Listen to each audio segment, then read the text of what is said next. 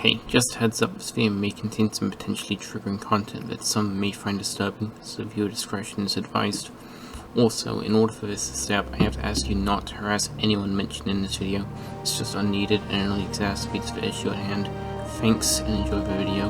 How goes it, Big Bad here? There is something I've been noticing. There's a ton of anti-LGBTQ activity occurring in the Doom community as of late.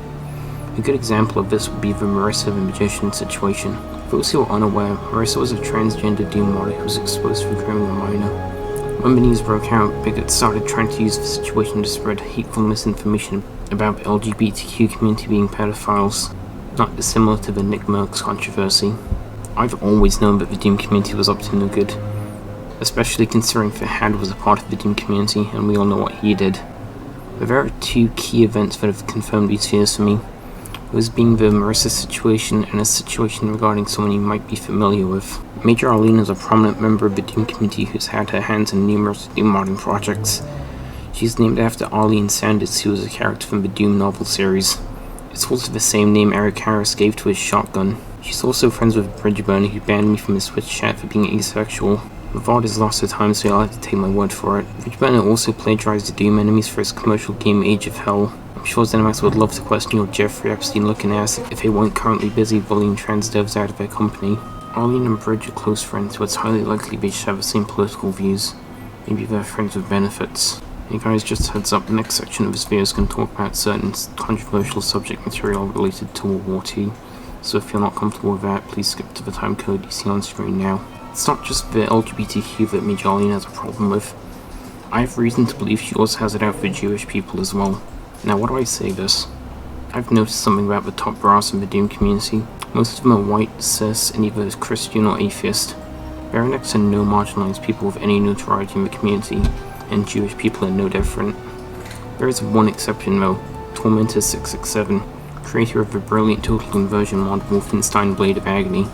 It's a great mod, dare I say it's my new favorite Doom mod of all time. Blade of Agony is a game where you shoot literal Nazis. I don't think a game can get more woke than that. So what exactly did Major Arlene have a problem with? For those unfamiliar, Blade of Agony is a mission where BJ Blazkowicz is tasked with sabotaging a Nazi concentration camp and freeing the POWs inside. When BJ arrives, however, he discovers that the Nazis have been experimenting with zombifying the prisoners with chemical weapons. There's even a part later on in the mission where BJ comes across some of the zombified prisoners who he's forced to kill in self-defense. You can also find a room in the mission that contains a projector showing quite graphic wartime photos of Nazi experiments gone wrong. Showing actual gore was totally unnecessary in my opinion, and thankfully Torm removed the gore in the 3.1 update. But other than that, everything is pretty much the same as any other video game depiction of a concentration camp. Examples that come to mind are the ones in Call of Duty World War II and Wolfenstein The New Order. The funny thing about that is that those missions didn't receive anywhere near as much hate as the mission in Blade of Agony did. And I would argue that Blade of Agony's portrayal is the most tame, as the prisoners are captured soldiers who are never confirmed to be Jewish. Also, I believe that levels like this are important as they show that the Nazis aren't just pixelated punching bags to gun down at your leisure. They are truly disgusting individuals who committed actual honest-to-God war crimes against those who considered inferior, all because some losers got kicked out of an art school. There's also some other stuff in Blade of Agony that Major Arlene had a problem with. For example, in the Paris mission in episode 1, you enter a museum depicting various pieces of Nazi propaganda that include anti-Semitic portrayals of Jewish people. Like I said before, Tormentor is Jewish, so I doubt he added this with any malintent. I believe this was added purely for the sake of historical accuracy. Regardless, this was altered for the 3.1 version. There was also an NPC in the hobby area that used Marissa Hyde's dead name. I'm certain this was just an honest mistake and Tormentor just forgot to update it after Marissa transitioned. The NPC's name was changed to a generic one in version 3.1. So why do I keep blaming Major Arlene for Tormentor's downfall? Well, it's because she seemingly has a knack for taking assets and ideas Tormentor created and making her own bastardized versions of them without crediting him. For example, on the exact same day that Tormentor was banned from Doom World, Major Arlene would open a thread where she would encourage users to take assets from the Rome667 repository and re-upload them on the thread under the false pretense that Tormentor would take down the repository out of anger. That claim was proven false, as Rome667 is still online to this day. She also uses assets from Tormentor's WAD without crediting him. The final boss of her WAD Breakpoint uses the same sprites as the final boss from Doom Community Map Project 2. She also uses mapping techniques Tormentor pioneered, again without crediting him. The joke mod she made called My is in this wall uses the same format as Tormentor's ZDoom community map project series. I have the misfortune of playing it myself and I couldn't even bring myself to finish it, not even with cheats. It's definitely weird that Mage Arlene would possess this hard over someone she doesn't like.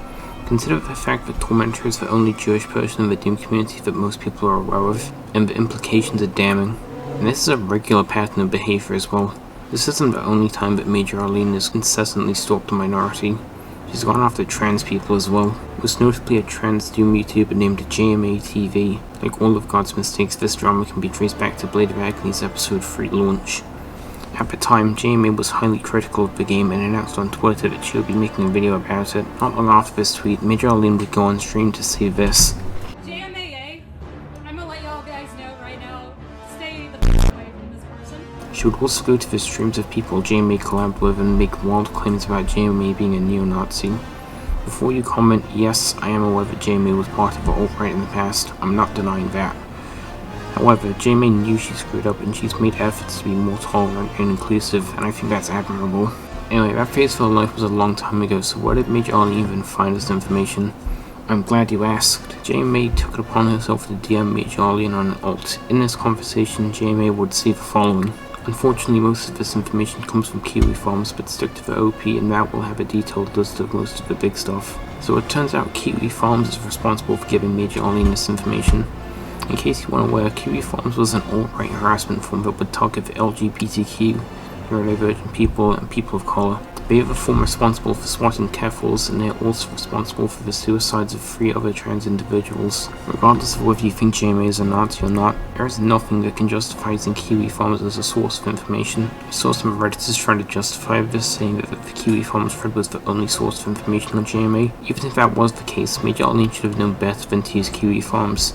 The fact that she didn't leave out of disgust shows that she is complicit in their hateful views, and that is why I can't in good faith accept Major Arlene as an ally of the LGBTQ community.